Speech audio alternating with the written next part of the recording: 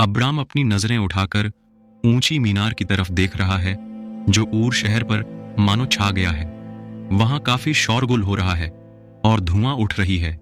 ये धुआं लकड़ी और पत्थर से बना मूर्तियों को बलिदान चढ़ाने और पूजा करने के है। चारों तरफ लोग मूर्ति पूजा कर रहे थे। अब्राम अपनी घिन जाहिर करते हुए सिर हिलाता है और अपना मुंह फेर कर वहां से चला गया। शहर की गलियों में भीड़ है। अब्राम उस भीड़ से गुजरता हुआ ये सब देखकर मन में दुखी होकर सोचता हुआ घर जा रहा है कि कैसे लोग ईश्वर की उपासना करना छोड़कर लकड़ी और पत्थर की मूर्ति बनाकर उनकी पूजा कर रहे हैं। नूह के समय जल प्रलय के बाद दुनिया में यहोवा परमेश्वर की उपासना की जाती थी, मगर नूह के 10वीं पीढ़ी के लोग जैसे जैसे धरती में बढ़ रहे थे वैसे वैसे लोग ईश्वर की उपासना न कर लकड़ी और पत्थरों की मूर्तियां बनाकर झूठी देवी देवताओं की उपासना करने लगे। यहां तक कि अब्राम का पिता भी मूर्तियों को बनाता और पूजा करता था। मगर अब्राम बहुत अलग था। ऐसे समय में जब दुनिया भर में झूठी देवी देवताओं की उपासना की जाती थी, अब्राम कैसे अपना विश्वास यहोवा परमेश्वर पर बढ़ाया।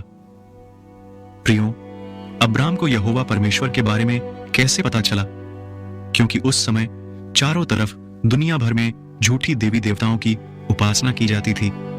उसके माता पिता भी मूर्तियों को पूजते थे। प्रियो ने बाइबल में अब्राम का बचपन से 70 साल का इतिहास नहीं मिलता, क्योंकि परमेश्वर ने अब्राम को 70 साल के बाद दर्शन देकर बुलाया। नूह का बेटा शेम के द्वारा अब्राम ने परमेश्वर को जाना। शेम ने अपनी आंखों से देखता कि जल प्रलय से पहले की दुनिया में कैसे कैसे बुरे कर्म होते थे और परमेश्वर ने कैसे जल प्रलय से सारे बुराइयों को सफाया किया। जल प्रलय के बाद दुनिया में फिर से जब आबादी बढ़ने लगी तो निम्रोद ने बाबेल की मीनार बनवाकर परमेश्वर से बगावत की। उस समय दुनिया भर में निम्रोद का शासन चलता था। उसे ने मूर्ति पूजा का बढ़ावा दिया था, लेकिन शेम ने इस बगावत में कोई हिस्सा नहीं लिया। वो सच्चे ईश्वर की ही उपासना करता था। शेम अब्राम की समय कई सालों तक जीवित रहा, इसलिए अब्राम ने नूह और उसके बेटे शेम से ही परमेश्वर को जाना होगा। उसने नूह और उसके बेटे शेम की पद चिन्हों पर चलकर परमेश्वर की ही उपासना करने का फैसला किया। इसलिए अब्राम ने अपने पिता तेरह के मूर्ति पूजा को ठुकरा दिया। मगर वो अकेला नहीं था। उसे एक अच्छा जीवन साथी मिला जो न सिर्फ खूबसूरती के लिए बल्कि यहोवा परमेश्वर पर अपने मजबूत विश्वास के लिए भी जानी जाती है। अब्राम और सारे बेऔलाद थे, फिर भी उन्होंने परमेश्वर की सेवा खुशी से की।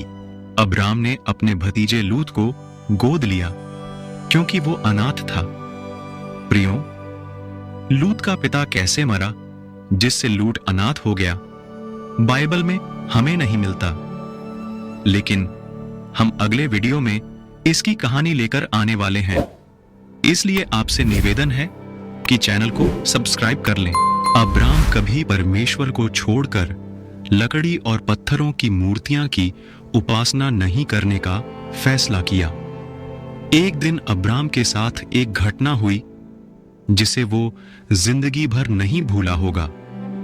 उसे महिमा से भरपूर परमेश्वर ने दर्शन दिया।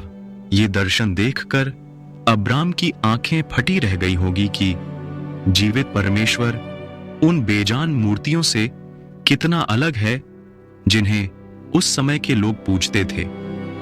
परमेश्वर ने अब्राम से कहा, तू अपना देश और रिश्ते नाते छोड़कर उस देश को जाओ जिसे मैं तुझे दिखाऊंगा। प्रियो, परमेश्वर ने अब्राम को ये नहीं बताया कि उसे किस देश में जाना है। उसने सिर्फ बताया कि उस देश में जाओ जिसे मैं तुम्हें दिखाऊंगा। मगर अब्राम को इसके लिए बहुत से चीजों को त्यागना पड़ेगा। प्रियो, यह भी याद रखिए कि अब्राम और सारे जवान नहीं हैं, बल्कि अब्राम शायद 70 साल का बुजुर्ग और सारे 60 साल की थी। कल्पना कीजिए कि जब उन्हें घर छोड़कर जाने को कहा गया तो उन्होंने आपस में क्या क्या बातें की होगी। उनके मन में जो भी सवाल और चिंताएं उठी होगी इस बारे में उन्होंने एक दूसरे को बताया होगा। सारे अपना घर छोड़कर जाने को शायद तैयार नहीं थीं और अब्राम भी अच्छा पति की तरह चाहा होगा कि सारे को आराम की जिंदगी दे। फिर भी जब दोनों अपने घर छोड़कर जाने को फैसला किया तो उन्हें बहुत सी तैयारियां करनी थीं। उन्हें सामान बांधना था और कई इंतजाम करना था। एक अनजान जगह जाने के लिए उन्हें सोचना होगा कि कौन सी चीजें लें और कौन सी चीजें छोड़ दें। मगर सामान से ज्यादा उन्हें परिवार के लोगों के बारे में सोचना था कि वे किसे अपने साथ लेकर जाएंगे।